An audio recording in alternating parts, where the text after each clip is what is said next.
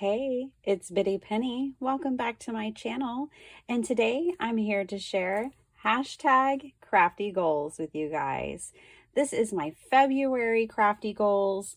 If you missed it, yesterday I recorded like a 30-minute video sharing with you everything that I made in January. Almost. I mean, I made even more, but I shared the bulk of it with you yesterday. There was a lot of mask making, craft fair ideas, and yeah, I reached my January crafty goal. And what I have in front of you here now are my February goals. So please use the hashtag and follow everybody because we're all paper crafters and everyone's different and it's so beautiful. Everyone has different kinds of goals. I've been so inspired watching and seeing what others are coming up with. In my live yesterday, I had a friend, Vicky, who was sharing that she was using Letty's printable and that she's trying to smash 12 by 12 paper pads, which I totally get. This is a stash busting kind of year, is it not? Well, I mean, it is for me. And these projects are going to help you bust 6 by 6 paper pads. All three of these projects. I made prototypes and I busted paper pads, y'all. So many. So some of them, I had made a card or two from like these not too shabby ones from when I was on the design team. But then I went ahead and just finished up those paper pads. Now I am making projects that I can sell at my craft fair, and you can use them and these ideas to give us gifts. So yesterday I shared in my video, everything that I made. And then I said I would come back today and tell you how I did it. I am a very busy working mom and wife, and I, in the past, have always had to just craft on Saturdays, one day a week. But I have listened on Audible to the book Atomic Habits 3 times. And I think it's finally sinking in and I'm finally applying it in my life. And I created some anchor habits. So yes, this is crafty goals, but in order for me to reach my goals, I have to make some anchoring habits that are going to help me. So one of my goals last month was, low buy is my goal. I did not succeed at low buy. That is so much perspective though, you guys. But for my budget and my goals, I did not succeed at low buy last month. But that's okay because I succeeded all last year at low buy. And I know that I just have to get back to it and practice more restraint. And I can do that. I proved it to myself. But the other thing was to make at least 13 of one item, which I ended up making 16 and so much more. And I did it because of my anchoring habits. So I wake up an hour early before anyone else in my house each morning. The first 15 minutes, I cleaned my craft room. If I wasn't cleaning my craft room, then I was cleaning a different part of the house. But the first 15 minutes, I kind of give to my space now and I clean. And it's amazing when you do this on a daily, how far you can get. And so that was my first anchoring habit. Once I got the 15 minutes done, then I had 45 minutes that I would craft. And that's pretty much what I chose every day, was crafting. And that's how I was able to make so many things last month on a busy mom schedule. The other way that I was able to do it was by delegating different, like first having a plan of what I was going to make, and then breaking up the steps of those plans into what can I do at the kitchen table when I'm spending time with a family? What can I cut or fold, and kind of delegating that to different time frames. What do I need to be in my craft room? I keep 4.3 million things on my desk. What do I need to do at my table to make me more efficient? Because sometimes it's not more efficient for me to craft outside of my room because everything I need is in here. But if I can gather some supplies, like my paper pads. So I gathered my paper pads. Now for this project, I didn't have to cut. So this was just folding. So I could grab my paper pads and my scoreboard and take it out to the kitchen table. And after dinner, when we were just hanging out as a fam, watching a show or something, then I could score all my papers. And then projects like this, I cannot wait, you guys. I'm going to have tutorials on these this month on my channel. So if you haven't, subscribe, hit the bell so you can see how I made these things, and I'm going to be making more. But, you know, I just broke up things as to where I could do them most easily and spend the most amount of time with my family and get the most crafting done all at once. So waking up early, creating anchor habits, and delegating tasks is the way I'm saying it, but there's probably a better way. But just, you know, determining what could be done efficiently and where and when. And that helped me succeed. So I really wanted to share that with you. Let's jump into this and then we'll let you go because there's so many other people for you to check out today. I'm going to have them all linked in the description box down below. So the first thing I'm going to share with you are these 6x6 mini albums. I will tell you that this project and this project were both inspired by pink strawberries. I will find her videos for these and leave them linked down below for you. She is such a mini album master. I just really love her and her tutorials. So I'm going to leave her link down below, but this is a great 6x6 stash busting album. Let me grab, I don't have these completed, but that's okay because these are my February projects. So it's no big deal. I'm just going to cut this down a little bit. It'll be fine. Okay. So it has a belly band and a tuck spot. Now each one's a little different. This one is just a place where people could put pictures or whatever. Here's another pocket and another pocket. Turn it. Pictures, pockets. You could put pictures in your pockets. Here's another one. Put a picture over here. You could put a 4x6 and then a pocket. So I think coffee themed stuff usually sells pretty well to the general public. So I have these two, this paper pad. I have no more of it. In fact, I got to where I was using the scraps. I don't have any more ephemera from it. I used everything to decorate these two albums. This one, I had this piece of paper left over, the one I just cut. You know, and you don't have to do them just like these, but you can, you know, change where your pockets are, which I did. I kind of changed them up as I went, adding different pockets and places, but these are super easy, you guys, and a great little mini album. I'll probably sell them for like $7 at a craft fair each. I'm not quite done with them yet. I want to have journaling spots in all of these places so that I can, so people know. And then I'm going to put like, one thing that Debbie does, I've bought a few of her mini albums now. They're so amazing, you guys. But she has a really cool like pamphlet that she sends, and I think it's so smart. So one of the things I'm going to do for my craft fair items that I'm making this year is make like a little pamphlet that explains how to use the specific product. So how to use a mini album, how to use whatever. Some of the things that I think maybe need that. Not everything needs an explanation.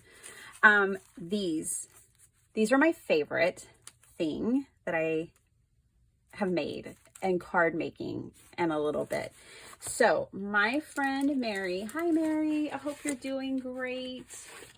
Lots of love to you. Mary sent me this. I keep it on my desk. I thought it was just the coolest. She sent me this kind of junk journaling Halloween card and I loved it so much.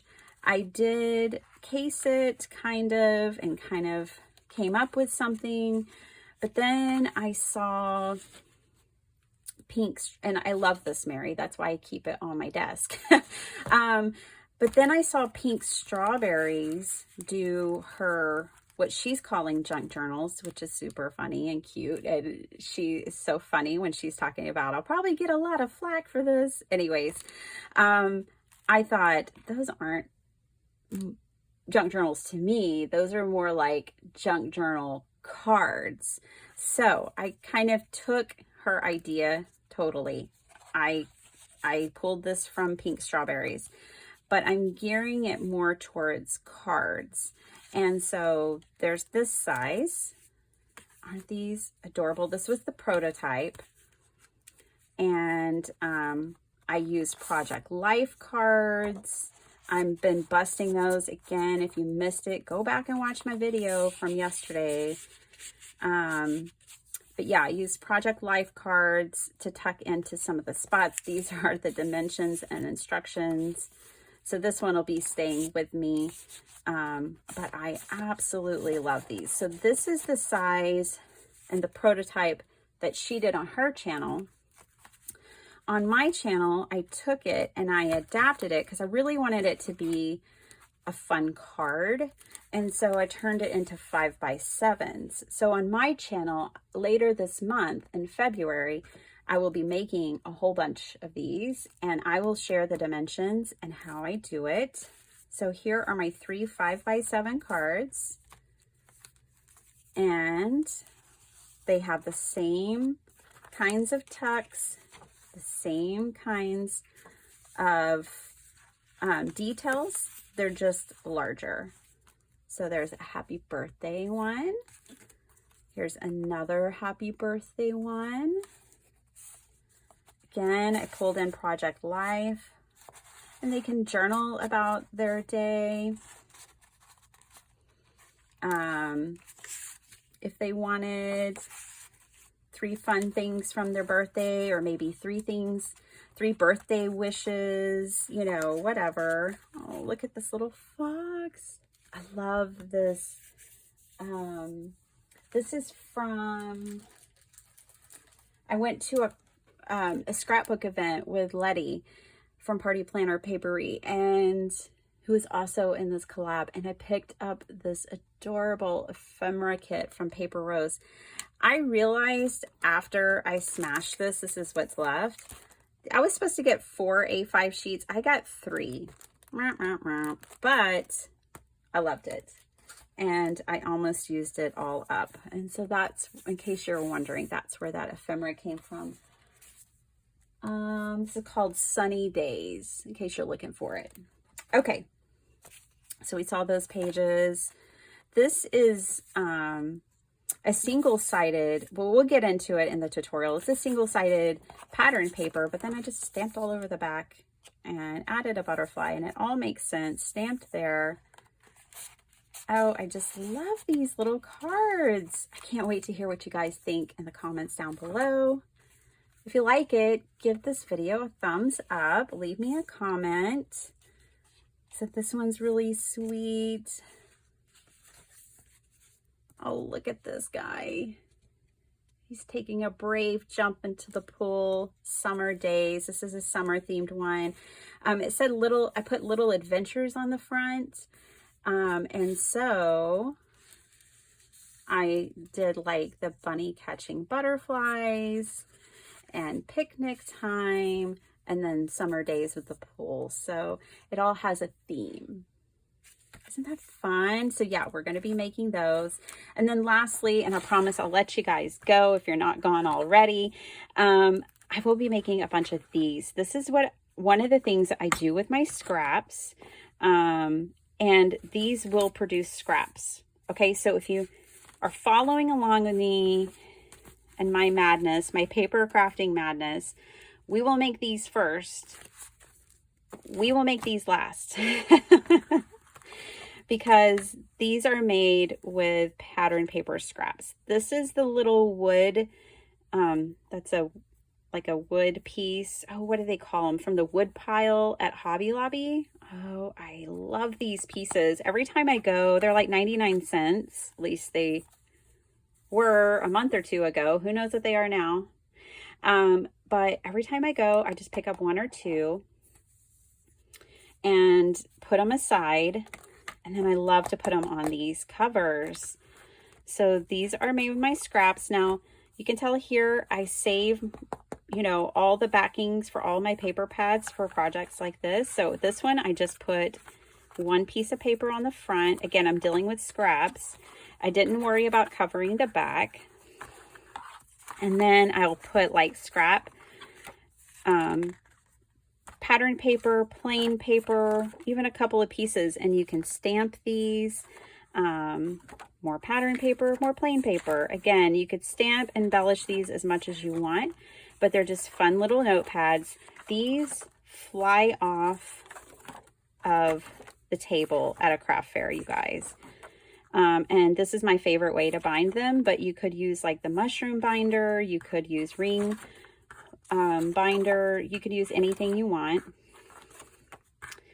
But this is such a great way to use up those scraps that you will have. And they're just fun. They're very eclectic kind of, and fun little scrappy notebooks. And I like this kind of binding because it keeps everything nicely together. So we will be making lots of these. Now, I want to take a slightly different approach, and I have a bunch of Tsunami Rose printables I want to use too. And I want to put my rings right here. I want to put them over here. And I want to make some little booklets. So that's another thing that I'm going to do. And then I'm going to make a lot of these scrappy little notebooks. So let me know what you guys think down in the comments below. Let me know which project out of these three you like the most. Obviously, I have a head start, but being that I'm trying to make like 13 of any one type of item, then I've got my first three done. I just need to make 10 more of these. Let's see. I have 6 of these done. That's awesome. So I only need like 7 more to reach my goal on those. And then I have the same. I have 6 of these made. So I just need to make 7 more of these. I have the paper pads. I'm going to give y'all a sneak peek. I have the paper pads that I want to use for these. I want to use these. I want to use my 6x6 Mente papers for some of my 5x7 cards and some of my 6x6 albums. I just love Mente, don't y'all? And it gives me hoarding tendencies, so I better cut it up. So yeah, I'm going to use Mente.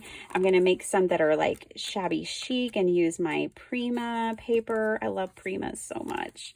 I'm going to make throughout the year. My goal is just to make a little Christmas as I go. So I had these 2. I don't buy a lot of Christmas, and I don't have Christmas stuff stockpiled. You guys, I like to get something fresh each year that I've never used before when it comes to Christmas paper and stamps, and then start over. So I never buy a lot, but I had these 2 in my stash, and I love this one. So I'm going to make Christmas, and then this one, it doesn't even have its cover anymore. So I can't tell you which one it is, but I love this. I think this is my favorite Prima, or my favorite Mente of all time. That's hard to say, but I love the ocean, so it might be. Oh, I love this one. Okay, so those are the paper pads that I'm going to use for these 2 projects for my next makes, and that'll give me a nice variety. I'll have just a really nice variety of things. So I hope you guys enjoyed this, and please use the hashtag, follow us. Letty put up a lot of stuff this month. Debbie's doing awesome. I know everyone is. Different people are setting different kinds of goals. Caroline is setting like more like almost like spiritual crafting goals, or spiritual is not the right word. Self-love crafting goals. And I just loved her goals and her approach. So, there's so much variety here, and we hope you're following along. If you want to share, use the hashtag share, and let's bust some of these paper pads, y'all. See you next time. Bye.